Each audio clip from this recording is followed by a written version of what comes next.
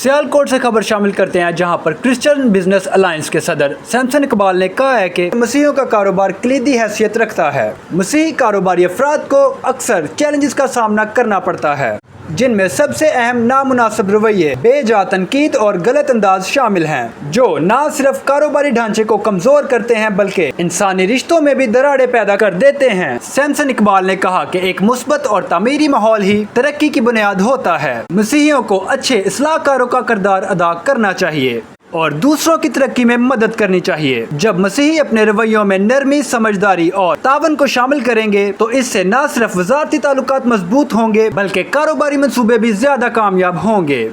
एक ऐसा माहौल पैदा करें जहां सीखने और सिखाने को तरजीह दी जाए। ये इल्म और तजर्बा से कारोबार में बेहतरी लाएगा। बाहमी तावन को फरोग दें ताकि एक दूसरे का मुश्किलात में साथ दिया जाए और ये एक मजबूत कम्युनिटी बनाने में मददगार साबित होगा।